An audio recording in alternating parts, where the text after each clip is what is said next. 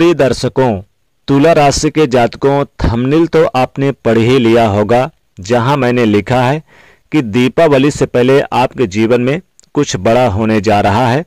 और ये बिना हाथ पैर के नहीं, 100% शास्त्र प्रमाणित स्थिति से आज आपको अवगत कराने जा रहा हूं।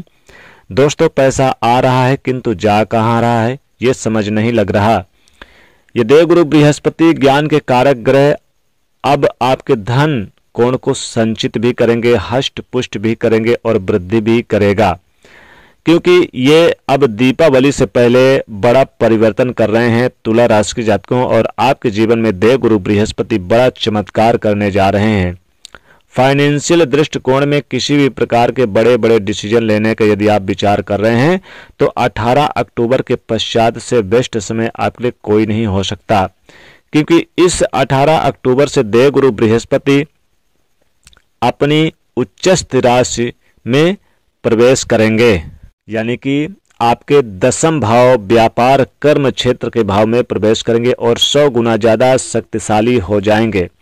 ये आपको कुटुंब परिवार की स्थिति में, क्योंकि ये यश मान प्रतिष्ठा के कारक ग्रह हैं, 18 अक्टूबर के बाद से देखेगा आपके द्वारा ही कुछ ऐसी गतिविधियों का निर्माण कर देंगे जो कुटुंब परिवार में आपको यश मान और प्रतिष्ठा दिलाते हुए पाए जाएंगे। आपके कुटुंब परिवार में जो लोग आपकी चुगलियां कर रहे थे, पीठ पीछे आपकी बुराई कर रहे थे, 18 अक्टूबर के बाद से ये देवगुरु बृहस्पति ज्ञान के कारक ग्रह आपके द्वारा कुछ ऐसी एक्टिविटीज को उत्पन्न करेंगे जो समाज परिवार को मजबूर कर दे आपकी प्रशंसा करने हेतु। वाणी पे ज्ञान के कारक ग्रह का प्रभाव होना आप देखेगा अचानक से आपके व्यक्तित्व की स्थितियों में बड़े परिवर्तन लाएंगे। आपकी वाणी की स्थिति कुछ इस प्रकार से मजबूत हो जाएगी कि बिगड़े से बिगड़े कार्यों को भी आपके कैसे अपने फेवर में ले आओ, आपसे भली भांत और कोई नहीं जान पाएगा। एक तो तुला लग्न के जातक वैसे ही ज्ञानवान, सूझवान, चतुरवान, बुद्धिमान होते हैं, खूबसूरत होते हैं, कलात्मक होते हैं। इन्हें बहुत ही अच्छे से पता होता है कि किस जगह किस प्रकार का प्रेजेंटेशन चाहिए। और जब अमृत तुल्य देवगुरु बृहस्पति आपकी वाणी में घुल जाएंगे तो फिर कहना ही क्या, अलग लेवल से होंगे देवगुरु बृहस्पति के पास। दोस्तों, 3 दृष्टियां होती हैं जहां से ये बैठते हैं, 5वें घर को देखते हैं और 7वें घर को देखते हैं और साथ ही ये 9वें घर को देखते हैं। तो यहाँ आइए जान लेते हैं कि इनकी अमृत तुल्य दृष्टियां आपके लिए इस दीपावली पर क्या बड़ा उपहार लेकर आ रही है। पहली दृष्टि में जॉब में आपको यदि किसी प्रकार का स्ट्रेस बना हुआ था, आपके बॉस का सहयोग आपको नहीं प्राप्त हो रहा था, मेहनत आप कर रहे हैं लेकिन श्रेय किसी और को मिल रहा है, प्रमोशन के वादे आपसे किए जा रहे हैं लेकिन किसी और को मिल रहा है, इस प्रकार का कर्म क्षेत्र से संबंधित किसी प्रकार की यदि आपके जीवन में देखने को मिल रहा है, इसे देवगुरु बृहस्पति की अमृत तुल्य दृष्टि समाप्त करती हुई पाई जाएगी।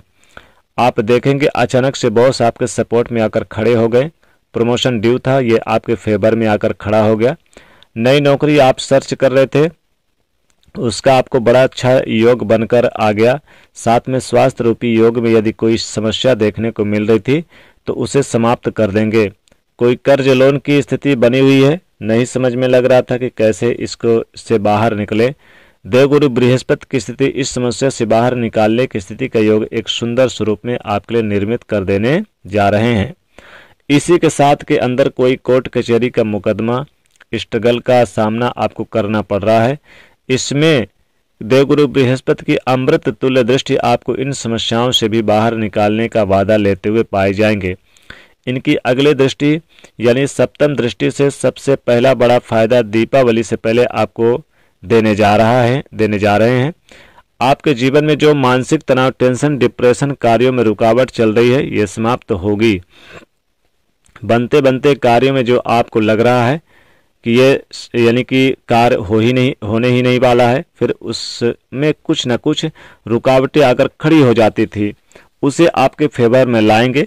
हायर एजुकेशन के अंदर आपको सफलता का योग बना कर देंगे और एक बेहतर व्यक्तित्व प्रसन्न मुद्रा में परिवर्तित करेंगे। और जो स्ट्रेच है इसकी पोटली बनाकर जैसे दीपावली के सफाई में हम बाहर फेंकते हैं, कुछ इसी प्रकार का कार्य देवगुरु बृहस्पति आपके लिए सकारात्मक दृष्टिकोण को बाहर फेंकने की स्थिति बना रहे हैं।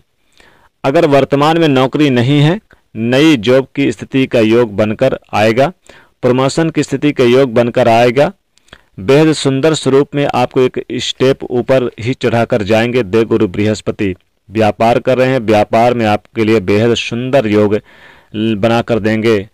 ये आपके लिए कोई नई टेंडर मिल गया, कोई नया आर्डर आपको मिल गया, आपके व्यापार में वृद्धि कारक स्थिति का योग बन गया। जहां पर आपका पैसा फंसा हुआ है वो आपके पास में आ गया। इस प्रकार के व्यापार दृष्टिकोण की स्थितियों में भी बेहद सुंदर स्वरूप का लाभान्वित योग आपके लिए निर्मित करने जा रहे हैं। तुला राशि के जातकों पार्टनरशिप में भी लाभ देंगे, दैनिक रोजगार में वृद्धि कारक स्थिति का योग बनाकर देंगे।